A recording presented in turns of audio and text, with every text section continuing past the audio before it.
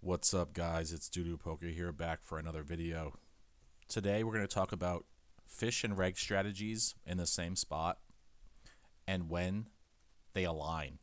Okay? Sometimes your fish strategy is exactly the same as your reg strategy because MDA dictates it to be so. Okay. So, first of all, how do we know this guy's a fish? Our target is the button and we're in the small blind. Well, we know our definition of a fish is a 9% gap or more between VPIP and PFR. This is almost 11. Over 137 hands, there's an 80 to 85% chance this guy's a fish. Now, he also raised 3x, which is another data point. Most regs open 2.5x on the button. So 2 data points that point to him being a fish. Now, we don't know 100%, but poker is a game of incomplete information. You're never going to know 100%. Maybe you will if you have a huge sample, but in most situations, you are not going to know 100%. So you have to go with what's more likely. There will always be an argument for this guy being a reg, but it's very likely he's a fish. So we're going to use our fish strategy. Now, thankfully, our fish and reg strategy are the same here, so it actually does not matter. Okay. So here, he opens 3x. We 3-bet to 12 big blinds. He calls, okay? So we always range small versus a fish. And you'll see, versus a reg, you do the same thing. You always range small, okay? So same strategy versus a fish and a reg. But this is going to be our fish strategy. So on the turn, when we hit the nuts on the turn, you always want to check. Now, why do we always want to check turn here? Well, what do we know about fish? We know fish call 3-bets too often. We also know fish reopen the action on the turn too often. Let's take a look at MDA. Now, we went small in the flop, so we actually went 20%. This one says 30. Now look how often fish reopen the action. 56%. GTO was 40 to 45%. And we also know they're too wide pre-flop, so they're actually weaker than what the data suggests. So you always check turn here. Very important. Now, when he bets, you always call. You never check raise. He's too weak. He's going to overfold, okay, because he's too weak. Now on the river, we always check to him and let him bluff. Now I'm going to show you what happened in the actual hand. So in the actual hand, he bet turn, and then he checked back river. So there's different profiles of fish. Some fish are very aggressive. Some fish are more passive. This guy seems to be a bit more passive because he didn't bluff river. He checked back. But we still got extra value on the turn, right? Because if I bet turn, he folds, okay? We're also free rolling him. If he hits a 6 on the river, we're stacking him every time, okay? So this is our fish strategy. We always check value on the turn as out of position because they reopen the action too often and they're too wide pre-flop, okay? 2 important points. Now, let's go and reverse this and say this guy's a reg, okay? Let's go to the solver. Now, we know the flop is the same, okay? Say the flop comes. We have to understand that when we bet flop, oops, hold on a second. Let's, oops, there we go. All right, so we bet small on the flop, right? Button calls. What is the button's target? Or what is the small blind's target? Under pairs. 6s, 7s, 8s, 9s, okay? Now watch this. Watch the turn. 10 of hearts on the turn, right? What's the small blind do with sets? Aces, queens, 10s. Almost 100% frequency check.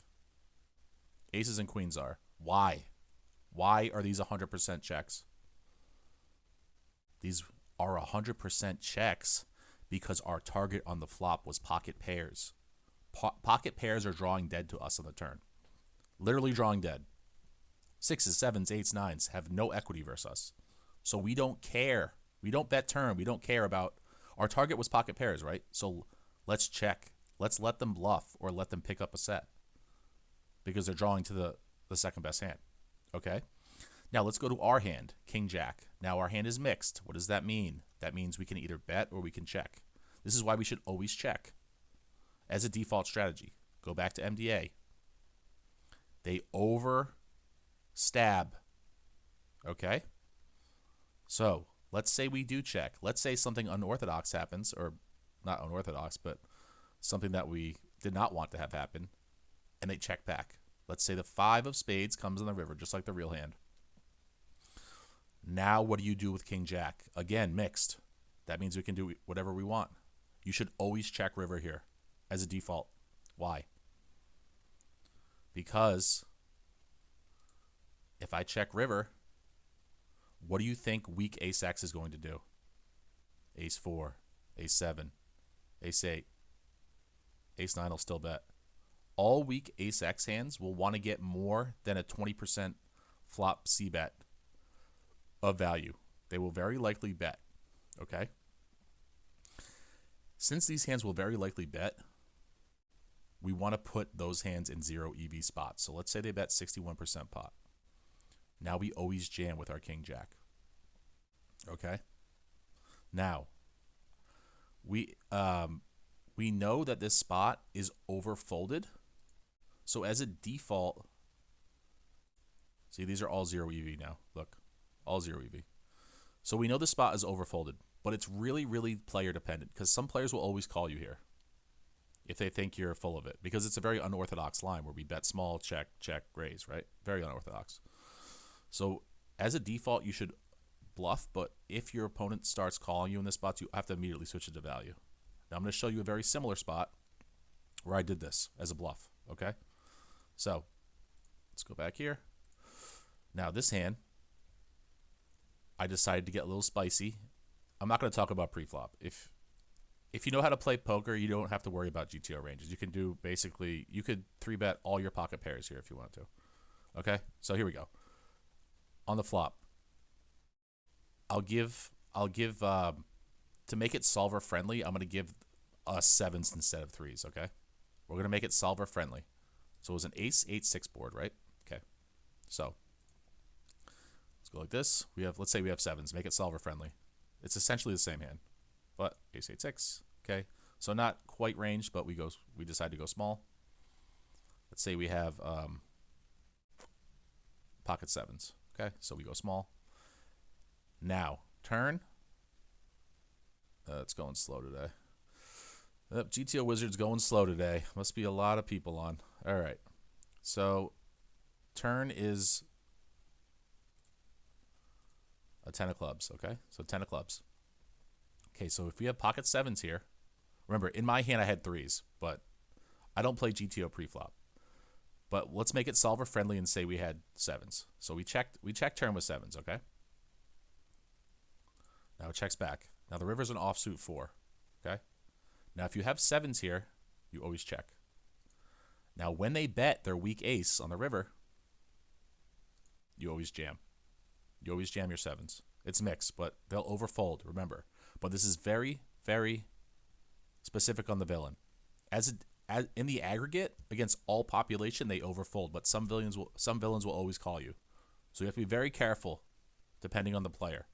Okay, so in game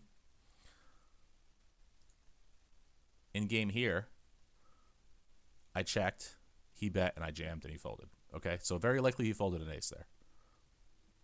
The thing is we have to understand that in this spot, if we're against a reg, they overfold.